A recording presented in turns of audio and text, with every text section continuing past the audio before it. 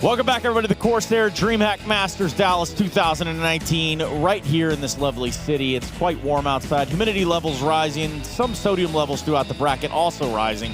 But don't worry, we're going to have an ends meet here today within at least 3 best-of-3s on the A stream. And, well, hey there. My name's Trey Sorrenthis. Nice to meet you all. Good morning. Welcome back. This has been a banger thus far. Today will be absolutely no different. In fact, before we even get started, I want to say thank you to all the people that have made this very much possible. The likes of AT&T, Chipotle, CORSAIR, CS.Money, Esports Management, and, as always, Monster Energy for keeping things rowdy here today. Welcome back, everybody. It's been quite the night, quite the morning, and everything there in between. I had some cowboy eggs. Didn't know those even existed, but they were really good nonetheless. So, without any further ado, let's bring in the comrades, the company that I have here on the desk with me. Cowboy eggs? Is that in the buffet at breakfast? You guys didn't know about that? Well, I saw them next to the scrambled eggs. Yeah. But I don't really experiment in life. I gave it a go. It was all right. It wasn't too bad. Okay. I would have to say that I will probably be eating that again. Could be on the menu for tomorrow. Did you make it to breakfast? I did. Oh. Okay, I thought it'd be more to it than that. Like, yeah, man, that was great. Story. I was like, yeah, I made it. Yes, in case you didn't know who these gentlemen are, that's Pimp and Sponge to my left, and we will be walking you through at least the first best of 3, maybe even 2 if I'm lucky. If I can get these guys to stick around for 2, I think it's a good day here. Guys, we had a hellacious day yesterday. Look, I actually think, looking at all the results, in my mind there was only one upset that we were dealing with, right? And that was Vitality losing to North. Everything else was pretty much par for the course. I thought, obviously Renegades having Gratisfaction coming back in, always going to be a rougher start for them. Sure. Going up against the team of G2, who I think at the moment they probably have the team with the highest range for their peak and then their lowest range for how bad they can possibly play at a tournament, right? So they fluctuate quite a lot. But all in all, it was a good day of CS. I think we got what we asked for. I definitely agree. I think it was a little bit of an upset, though, to see G2 win against Renegades. I know we give them the benefit of the doubt, considering that Gratisfaction have been out. I also did predict that G2 would win, but that's because exactly what you said.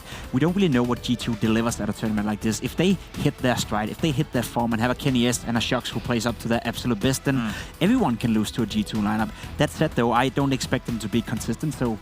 Yeah, G2, they won the first one. So they won, so who knows? You know what? They win, and in fact, that ruins consistency for what we know. Is that fair to say? Is that what you're going for? I think they're consistently inconsistent. Oh, that's pretty consistent, at least. Okay, well, at least that's something. Yeah, things are pretty much going according to plan. At least through Group A is what we're going to talk about first, which has netted us the 2 at the end of the tunnel. We do have Liquid and FaZe at the very end of the bracket and everything there in between. Walk me through it, Jacob. Yeah, I mean, no surprises here as well. I think North winning against Vitality, as Chad said as well, a little bit of a surprise. But apart from that, this bracket played out pretty much as it should be. FaZe must consider themselves very lucky coming into this one. They had to face Wendigo, who's playing with a stand-in, and then in the upper bracket semi-final against NIP, they had to face another team with a stand-in, where Peter is currently playing. So easy for FaZe, easy for Liquid. A little bit surprised that North wasn't able to give them more of a fight. I think North seemingly played well yesterday. They almost got across the line, right, on that Mirage game with those 2 eco rounds that unfolded there. But, man, Tylus suck. Yikes, Chad. Well, that is Mr. Burchill. I don't want to highlight him for anything. You want to elaborate that? He is making a point, though. They shouldn't be losing to Wendigo with a stand-in. I think Wendigo, once they have their full roster, are a good team. I consider them to be a pretty well-rounded unit. I like Ships, I like Poison, I like what they're bringing to the table. But with a stand-in, I was listening to them communicate yesterday. They're having to do it in English. Now, for the likes of, Bubble, for him to sit in the middle and to communicate, there's not too many dramas, but it's still disjointed. Yeah, it's still a little all over the place, kind of like that of at least a good point that Jacob just made about FaZe Clan yesterday. Now that was, I don't want to say an easy run by any stretch of the imagination, but there were some players that were having a damn good time out there, namely Olaf. Yeah, then I'll do it. It was a very easy run for them to go through this bracket. I mean, they had to play a team with a stand-in, and then they had to play another team with a stand-in. And despite FaZe being a new lineup with Neo coming into it, those are teams that you expect them to win any given day, even when they're playing with their full lineup. Maybe NIP against FaZe, that could have been a very spicy matchup had Dennis been here, but with Peter playing and with all the problems NIP is facing right now, I expected FaZe to go through easily, and they did.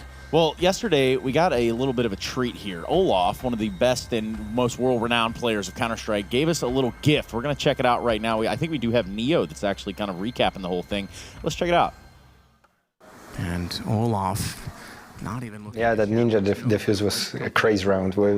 We kind of went for 4 guys A this round, and they just rushed Cat, and we weren't ready for that.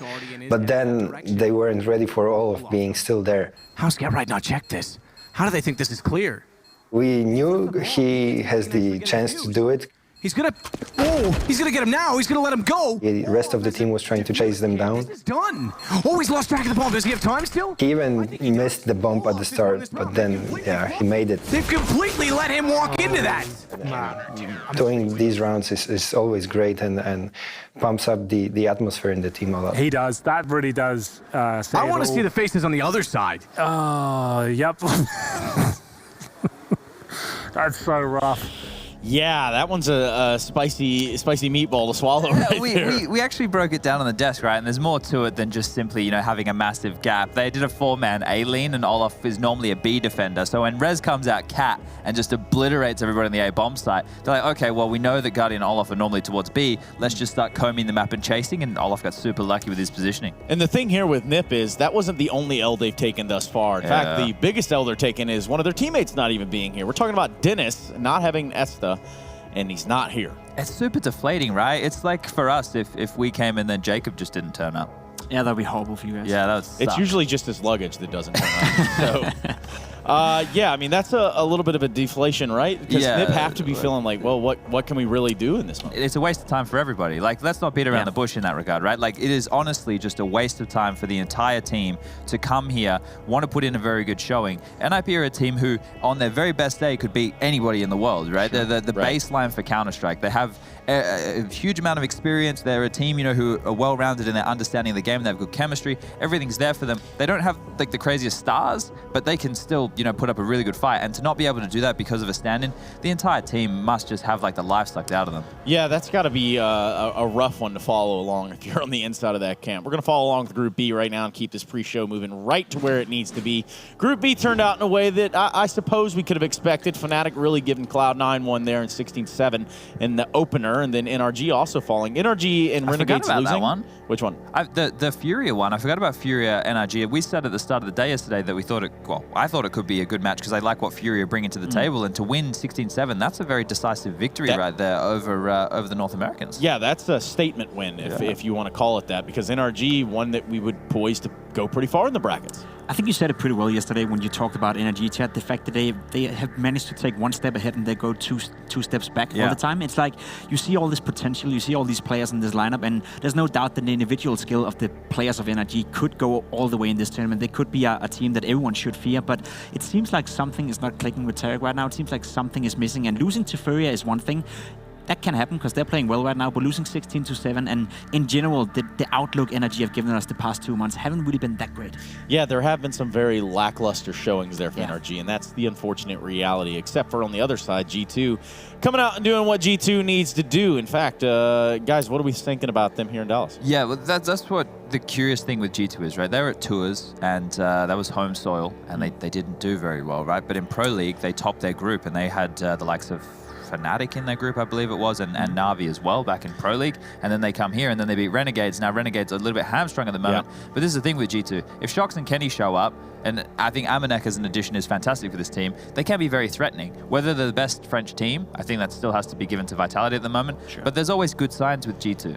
Yeah, I mean, speaking of G2, we can take a look at a fuse that went down yesterday. I think that this one's a pretty crucial moment there. Kenny S at the helm. Talk me through this one, guys.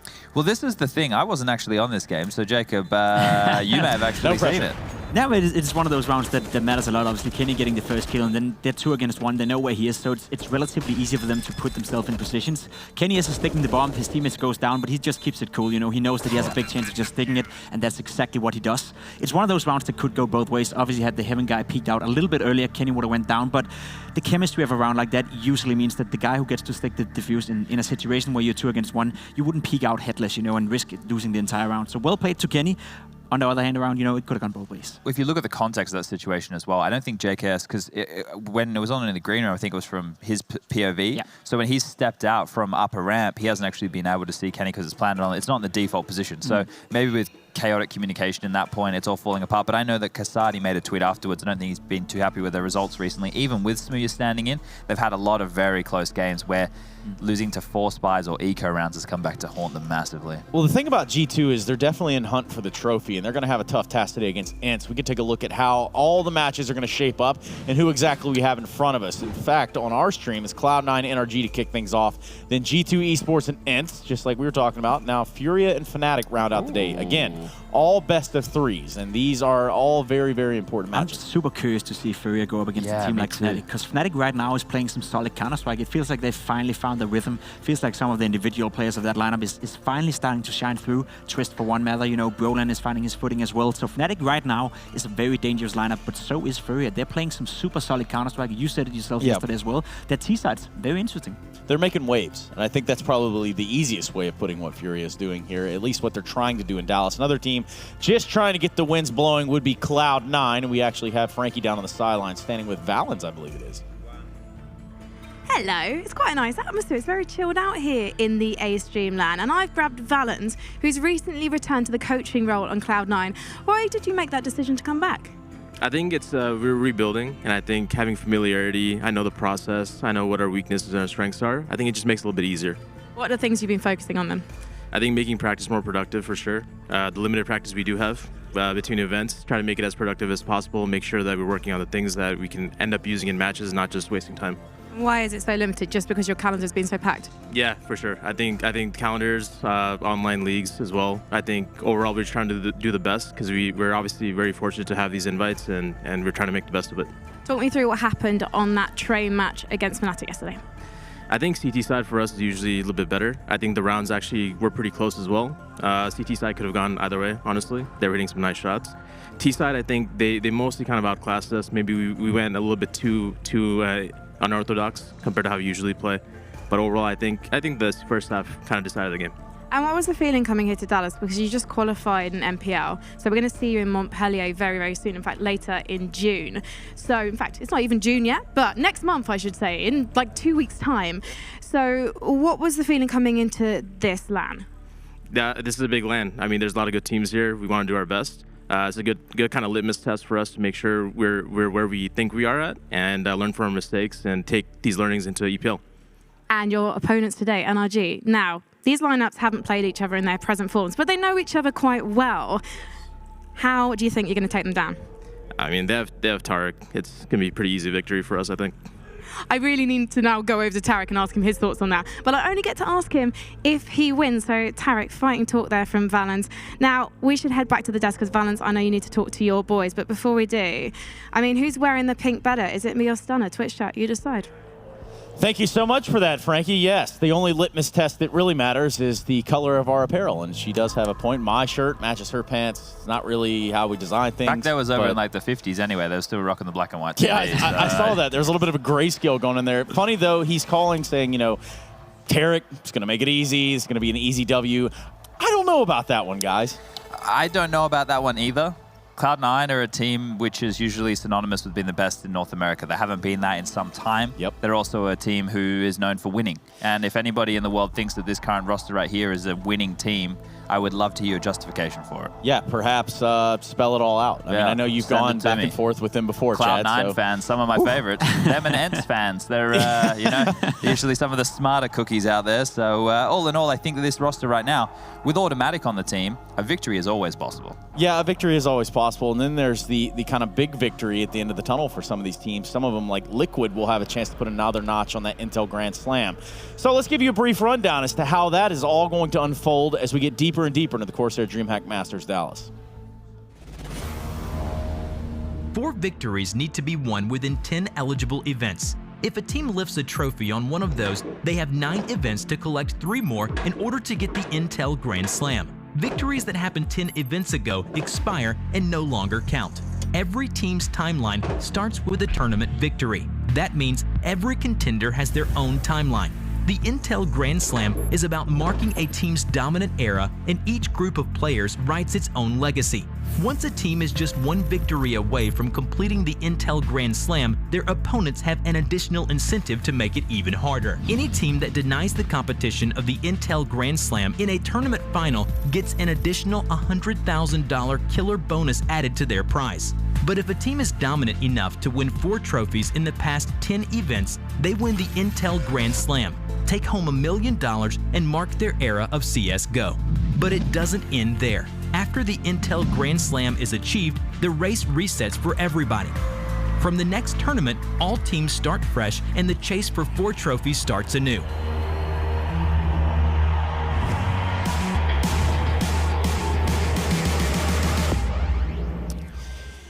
And it's certainly not a rerun here at the CORSAIR DreamHack Masters, but definitely Astralis won't be taking a tick towards that Intel Grand Slam. It'll be either Liquid, I think, would have the better shot should they be able to do it at the end of the day. It's a very big tournament for Liquid. They have to win this, not only to make sure that they get another notch in the Intel Grand Slam, but also to solidify them as obviously being the second best team in the world right now, but potentially going for the top of the crown. I think that this graphic here demonstrates it very well. Astralis have chosen right here to skip Sydney and Dallas. That's giving 2 chances to Liquid to get wins in their belt, right? Obviously, everyone was at the major, but if they can pick up these 2, then they're going in with I guess, 1-notch head start, because both are going to be at the Pro League Finals. If Liquid are able to qualify, both will be at Cologne. A bit of a blunder on their own behalf, but that's what we call a big yikes, Chad. Yeah, well, you want to play less Counter-Strike, so you end up in the long run playing more. It's one of those fun things, I suppose, right? It's the catch 23, 4, 5, whatever. No, I'm kidding. I made all that. Catch 22. The only catch I need to talk about right now is how I'm going to keep you here afterwards. Coming up after the break, we're going to have our first best of 3 of the day. It's going to be Cloud9